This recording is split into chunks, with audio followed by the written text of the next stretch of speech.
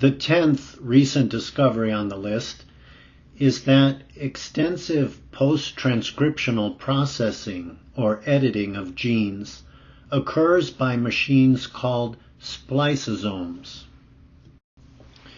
To explain this topic, some general background information is needed. This slide shows the generic steps of transcription of RNA from DNA and then translation of the RNA message into strands of amino acids that make functional proteins such as enzymes.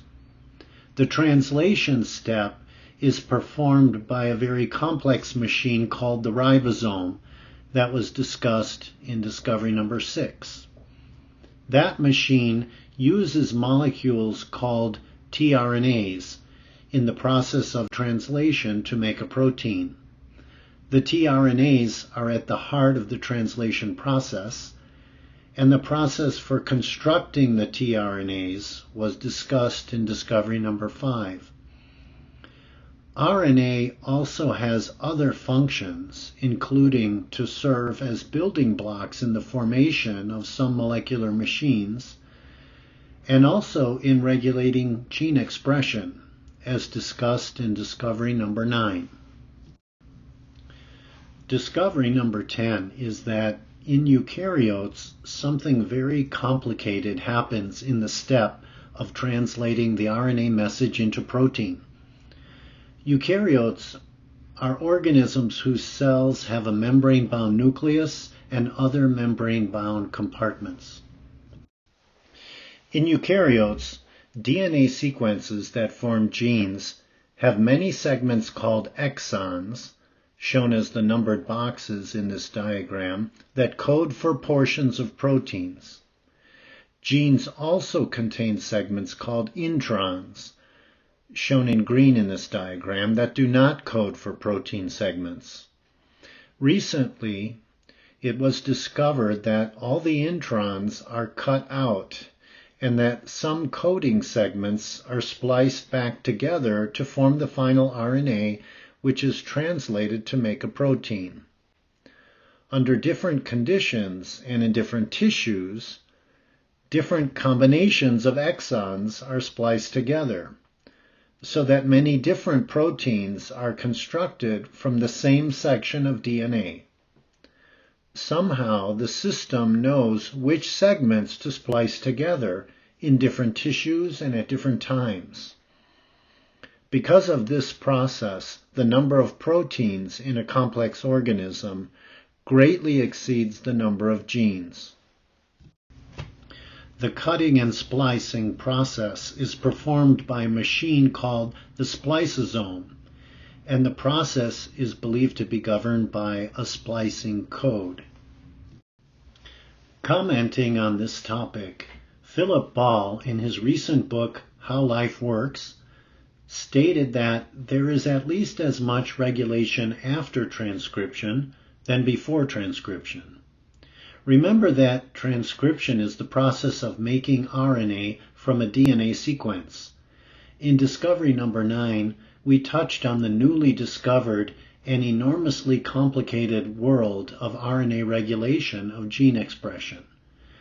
Ball states that the regulation that happens after transcription, in the cutting and splicing of segments of RNA and also other editing processes, is as complicated as that involved in expressing or transcribing the genes. Two other authors stated that introns and alternative splicing are perhaps the biggest surprise in the history of molecular biology. Considering all that has been discovered in molecular biology, such as molecular machines, the digital information processing system at the core of life, and logic operations carried out by molecules, that is quite a strong statement. The statement demonstrates that this was definitely not expected by those who think from a Darwinian perspective. It's another example in a long list of discoveries in molecular biology that were shocking to those who believe that all aspects of molecular biology and of life came about by a mindless process. This slide contains some basic facts about this topic. On average, each human gene encodes about 6 different proteins. About 90% of all human genes are alternatively spliced, and this is especially prevalent in the human brain. 50% or more of genes are spliced differently in different tissues. So this is not a rare occurrence, but is typical for genes in humans. This is a very important phenomenon to understand because errors in mRNA processing are associated with cancers and neurodegenerative diseases. This image is taken from a review article on a protein called tropomyosin. Tropomyosins are considered a classic example of alternative splicing and have been extensively studied. These proteins act as molecular switches to regulate actin filaments involved in muscle contraction, as well as in the cytoskeleton. There are over 40 forms of this protein in humans. This image shows several variants that are produced in different types of cells. As shown in the full sequence of the gene at the top, the gene is composed of various segments indicated by different colors and different numbers. These colored boxes represent the protein coding sections or exons. The horizontal lines indicate intron sequences that are not used for protein production. A system involving a machine called the spliceosome processes the gene by cutting out the introns and splicing certain exons together to generate variants of this protein in different cell types. In discovery number 9, the discussion included the fact that in different cell types, different genes are turned on and off. The present discovery includes the fact that in different cell types, different proteins are made from the same RNA transcripts. Some proteins have even more variants or isoforms than tropomyosin. In mammals, a protein called neurexin, involved in neuronal development, has more than 2,000 variants. A gene called SLOW is used to generate proteins that form ion channels in inner ear hair cells that are important for distinguishing a range of sounds. In chickens, this gene has over 500 variants. A gene called TTN makes a protein called titin, the largest protein in the body, which is involved with proper functioning of heart and skeletal muscles, and is also present in the embryonic and adult nervous system. It has over 1 million variants. In humans, on average, there are 8 to 10 introns per gene. So in higher organisms, cutting and splicing of RNAs is not a rare occurrence, it's common. To my knowledge, the world record is held by the gene DESCAM. DESCAM aids formation of the complex architecture of the nervous system by providing a molecular code that enables neurons to distinguish between self and non-self. Aberrant DESCAM expression is linked to central nervous system defects and cognitive deficits observed in conditions like Down syndrome and autism spectrum disorders. The DS in DESCAM stands for Down syndrome. In a type of shrimp called the tiger prawn, there are over 21 million DESCAM variants. This image from a recent research article shows the entire DNA sequence. The black and colored vertical lines represent protein coding sections of the DNA with introns in between. All the black vertical lines are included for each protein, but only one red, one blue, and one green line are used in making a protein. In this way, an enormous number of combinations are generated. So genes should be understood as resources for making families of proteins. Since different protein variants are made in different cell types from the same RNA transcript, you're probably wondering how the choice is made as to which protein to make in different cell types, and how the alternative splicing process is regulated. It's incredibly complicated and certainly not yet fully understood, but some facts are known. I'll mention a couple of those facts and then encourage you to watch a few videos illustrating the process. First, the regulation of splicing involves associations of RNA with RNA-binding proteins. RNA-binding proteins were discovered relatively recently in 1986. In humans, roughly 3,000 genes code for RNA-binding proteins. Different sets of RNA-binding proteins are expressed in different cell types. The next slide will provide links to videos that describe the spliceosome, the machine that does the cutting and splicing. The image on this slide shows known consensus sequences that are involved in splicing. These sequences are recognized and used by the splicing machinery, as will be described in the videos. I strongly encourage you to take the time to watch these videos several times. You need to see this system in action to appreciate it. Without following all the details, you can still get a good sense of the complexity of this process, including the many different protein and RNA parts that must come together in specific ways at different stages in the operation. And also that the many parts must rearrange in specific ways at different stages. The dynamical nature of this machine is remarkable and unlike any machine that humans have ever made. To put into perspective the difficulty of trying to design this process, keep in mind that scientists are not yet able to even design an antibody sequence that will bind well to a viral spike protein antigen to neutralize a virus.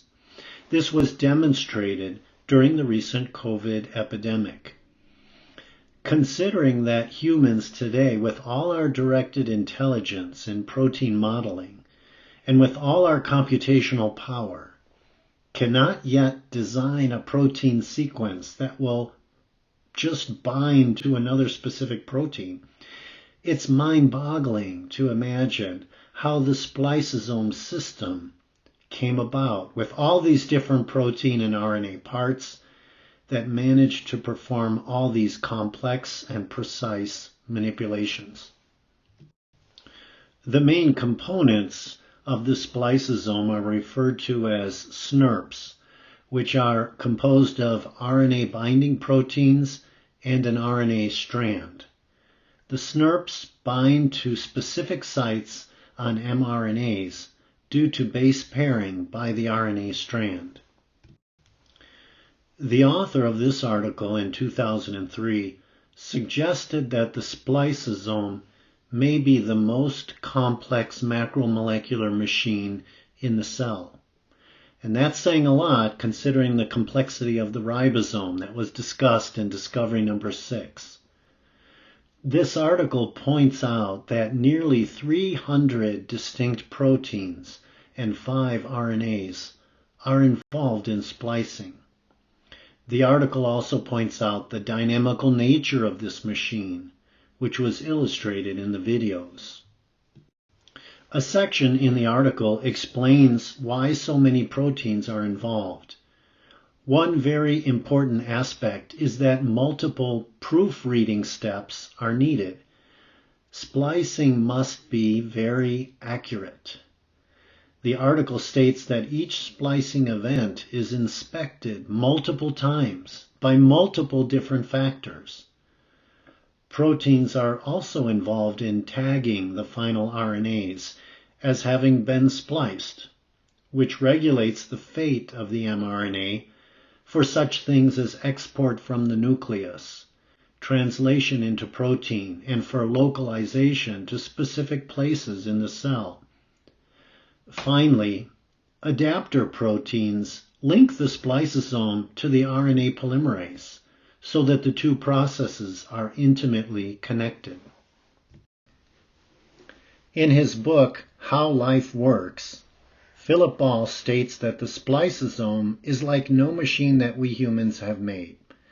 Some of the proteins seem to be constantly changing, coming and going, or rearranging as the assembly does its job. Today, humans can design supercomputers and spaceships and nuclear submarines and such. But this machine is light years beyond what we could design with our molecular biology techniques and knowledge at the present time.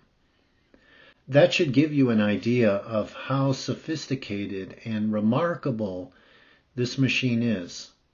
The notion that this was built by a mindless process of random mutation and natural selection is, in my view, inconceivable. The spliceosome is clearly an irreducibly complex machine. But while it is absolutely amazing, it's also important to note that it's part of a complex, higher-level system that must be coherent in order to accomplish the task of correctly cutting and splicing RNA transcripts to make different proteins in different cell types and for different developmental stages.